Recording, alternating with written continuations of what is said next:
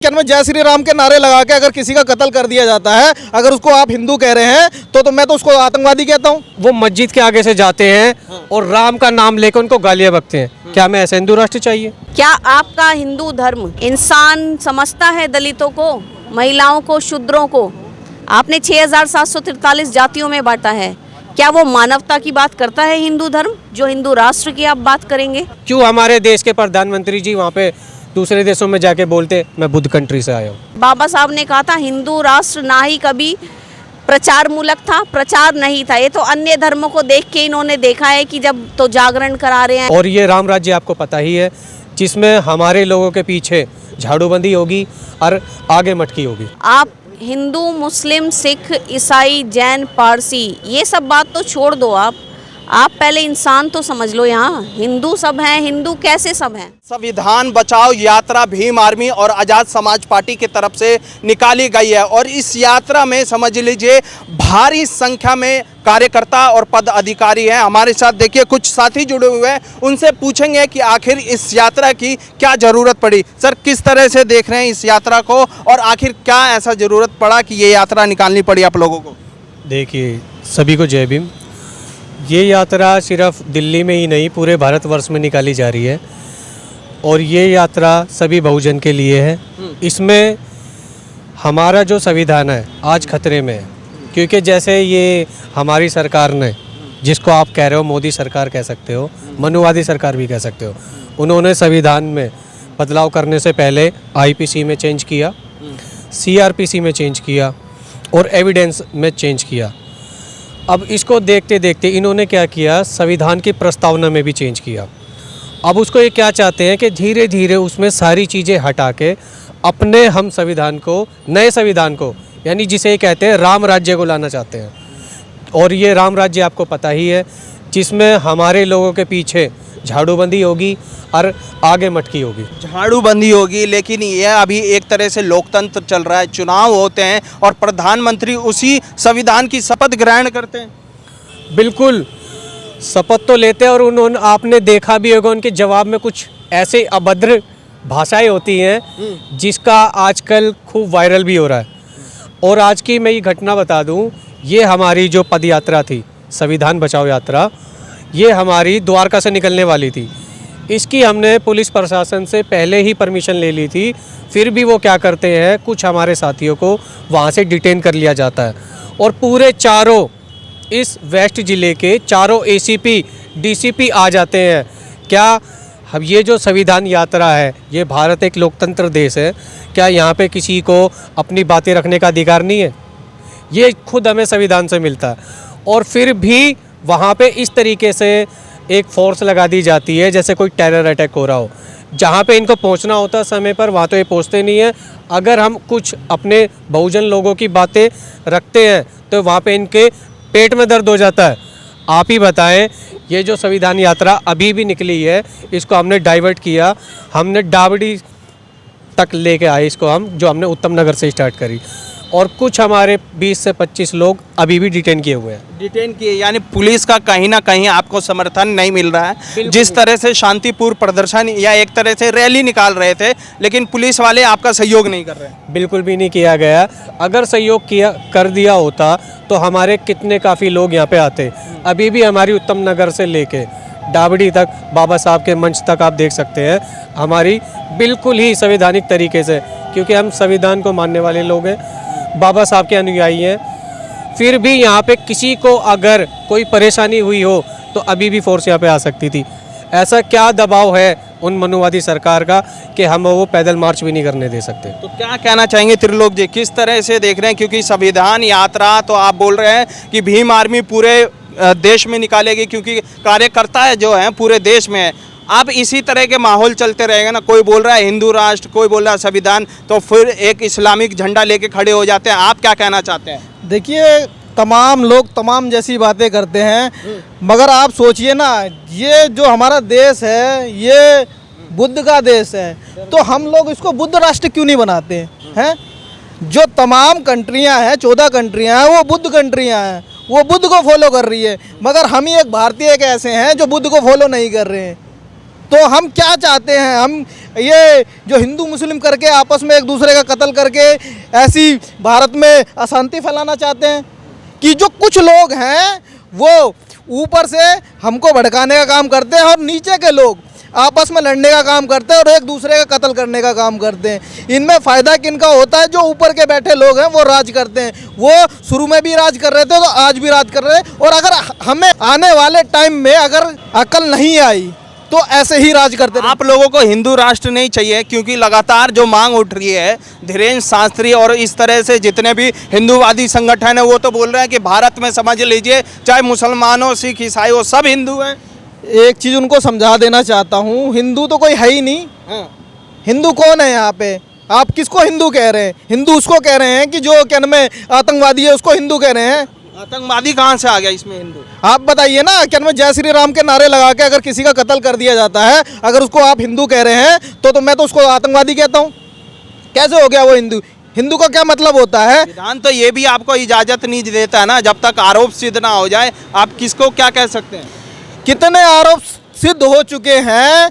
Supreme court में जब order आ चुका है कि हिंदू शब्द का कोई अर्थ ही नहीं है, ये खुद सुप्रीम कोर्ट का ऑर्डर है, तो अब क्या आप कहना चाहते हैं हिंदू हिंदू करके? आपके हिसाब से जो हमारा संविधान वो सही हाथों में नहीं है? देखिए, किसी ने कहा था कि हमारा जो लोकतंत्र चाहे कितना ही बढ़िया क्यों ना हो, अगर वो गलत हाथों में चला जाए तो वो चाहे कितना ही बढ़िया क्यों ना हो, वो सही नहीं चल सकता। और हमारा संविधान चाहे कितना ही खराब क्यों ना हो, अगर वो किसी अच्छे हाथ में जाता है तो हमारे देश की विकास होएगा। ये जो लोग हिंदू राष्ट्र की मांग करते हैं कि हमें हिंदू राष्ट्र चाहिए, भारत में लोकतंत्र नहीं होना चाहिए, उस विषय पे क्या सोचते हैं और संविधान क्या कहता है इस विषय पे? बिल्कुल बोलूँगा ना, हमें हिंदू राष्ट्र चाहिए।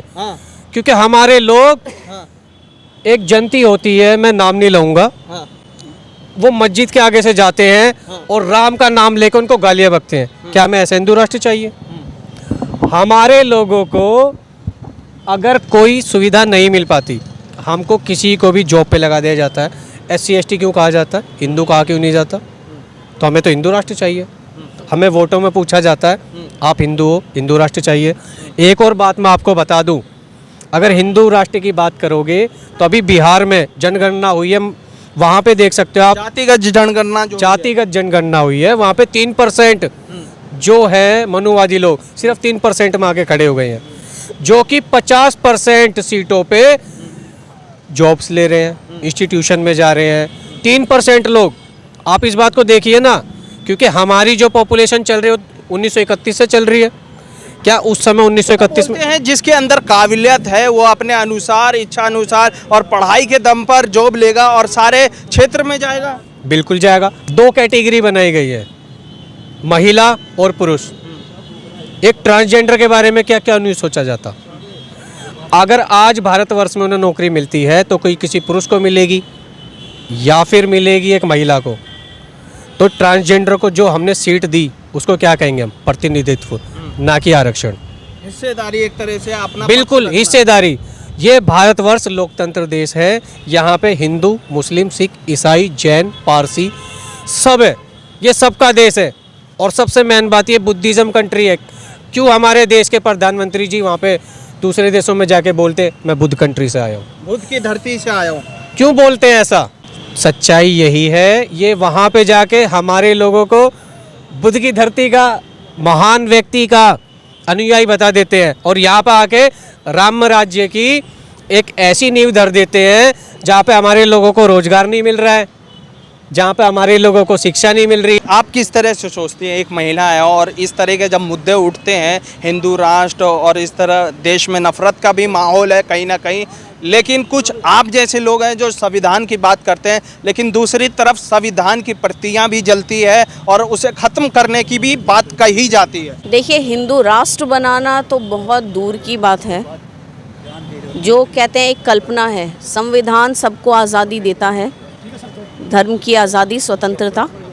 और आप हिंदू, मुस्लिम, सिख, ईसाई, जैन, पारसी, ये सब बात तो छोड़ दो। आप पहले इंसान तो समझ लो। यहाँ हिंदू सब हैं। हिंदू कैसे सब हैं?